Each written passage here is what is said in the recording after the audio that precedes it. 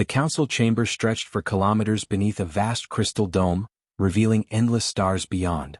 Over 200 species had gathered, their delegates floating, sitting, or standing on platforms adjusted to their unique forms. Atmosphere regulators worked constantly, maintaining different breathing conditions across designated zones. Ambassador Sarah Chen stood calmly on the human platform, dressed in a sharp gray suit. She was small, barely 5 feet tall, with dark hair tied neatly. Her face remained unreadable as she watched the Vin delegation approach. War Primarch Threxus led them, towering at nearly 9 feet. His scaled body, crimson with dark markings, reflected his rank. Built by evolution on a high-gravity world, every movement radiated strength. Behind him stood representatives of 6 warrior species allied under the Vin Collective. "We present a formal declaration," Threxus announced, his voice echoing through translation systems into hundreds of languages. He accused humanity of violating territorial agreements by settling 3 disputed planets. A hologram appeared, showing peaceful human colonies, farms, mines, and small cities.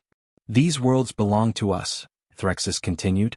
"Yet humans spread across them, extracting resources and ignoring our warnings." Sarah remained still, hands folded, expression unchanged as murmurs spread across the chamber. The chamber grew restless as different species reacted. Many knew humans as peaceful traders, artists, and diplomats. In nearly a century, humanity had shown no aggression. "The Vin Collective has been patient," Threxus said, his mandibles clicking. "But patience has limits." The hologram shifted, revealing thousands of Vin warships ready for battle. Unease spread among the delegates. The Vin were known conquerors, having absorbed many species into their ranks. "We declare war on humanity," Threxus proclaimed, raising his arms. The chamber erupted into chaos, voices overlapping, reactions ranging from shock to excitement. The council director called for silence, and all attention turned to Sarah Chen. She stepped forward. "We accept," she said. Silence fell instantly. "We accept your declaration of war," she repeated, her voice steady. "Hostilities between our peoples are acknowledged." Threxus seemed confused. "You accept?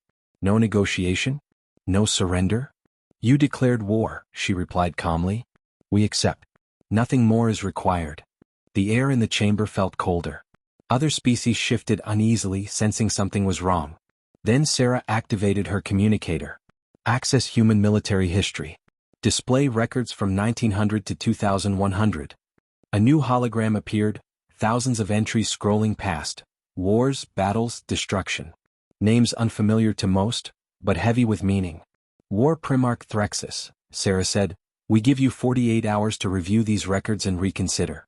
This is not negotiation, it is a courtesy." Threxus laughed harshly. "You offer courtesy? I offer reality. Your species will fall within months." "Perhaps," Sarah replied. "Or perhaps you will learn why humanity stopped fighting itself." She turned and left, her aides following silently. Behind her, the chamber filled with discussion once again. One being, however, acted immediately. Zilith, a historian, accessed the human database. As she opened file after file, her feathers trembled. World wars, millions dead, devastating weapons, chemical, biological, nuclear. Entire populations destroyed. But it wasn't just the scale, it was the mindset. Humans had studied war for thousands of years, refining it into strategy, theory, and science. Then she found the Unification Accords, a document marking the end of human internal conflict. It explained that after millennia of war, humanity chose peace, but never forgot what it had learned. Zilith froze. This wasn't a peaceful species.